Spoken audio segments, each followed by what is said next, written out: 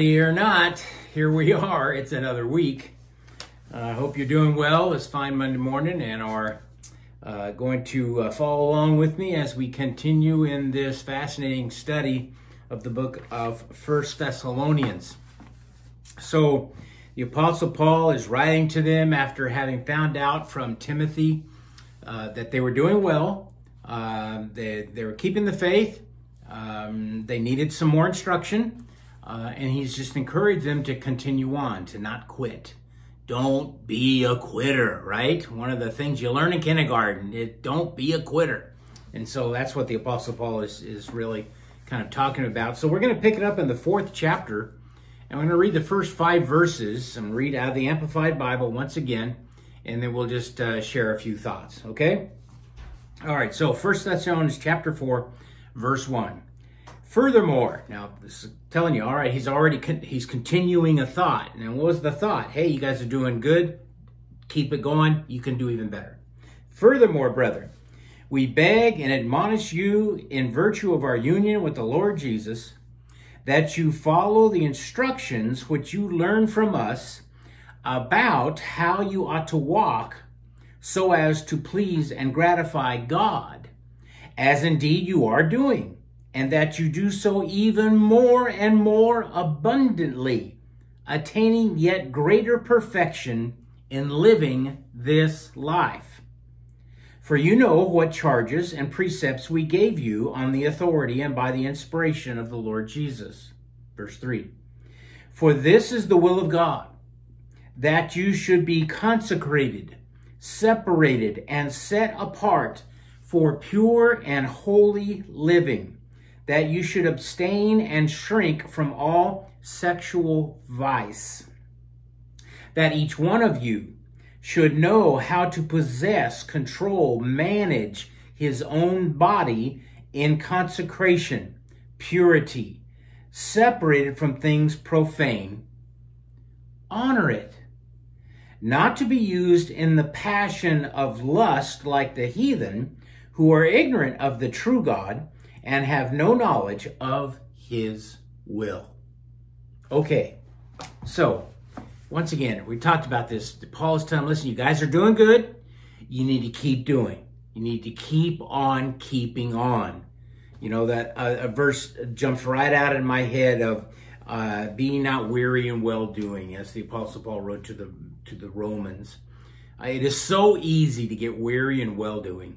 Paul is telling the Thessalonians, he's telling you and I, don't get weary in well-doing. You've got your faith, you're growing your faith, continue to grow your faith in the Lord. He told them, now we gave you all the instruction that you need for how you're doing up to this point. And he's going to continue to give them more instruction so that they can continue to grow their faith. And so that's what the first few verses is talking about. Keep growing your faith, but walking with God, honoring God in your life according to the things that we've already told you, and of course the things that he would tell them.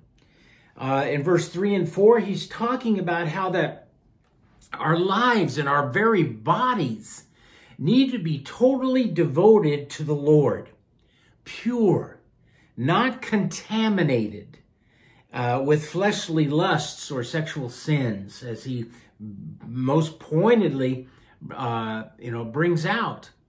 So here's the deal. We have this life. God gave us this body. What came along with this body? Well, pleasures and desires, some good, some perhaps not so good if we follow them to the end. And so, that old saying, when I was a teenager growing up, if it feels good, do it. You can't trust that. Because sometimes what feels good ultimately leads you to destruction. And so he's not telling us that we can't enjoy life, and that includes a healthy sexual relationship with a permanent partner, a spouse, somebody you have devoted your life to. I don't have time to go into all the scriptures that support the concept. of one man, one woman, marriage by God, okay? But it is certainly there. So what changes how we begin to understand how to use our bodies in our life as we live day by day is the simple thought that there is a God, that he gave us this body, that he has purpose for our lives, that he has a design in which we are to live within that design structure that he set up. And it governs everything about our lives, including our personal relationships that between a husband and wife involve a wonderful, beautiful gift of, physical intimacy between two people. And so Paul says, listen, use your bodies to honor God.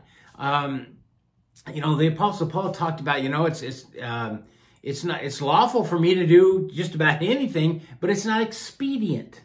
And so here's where we need to take things to the next level. We know that we may be able to have a personal liberty about something, but don't take that to the extreme and to the point to where now it's not just a personal liberty, but it is something that has become more than it should be in your life, and then it is not expedient. Let's try to stay with what is best for all of us, every decision that we make in our lives. To live any other way is to live as if God doesn't even exist at all, like the heathens, as we talked about in verse 5.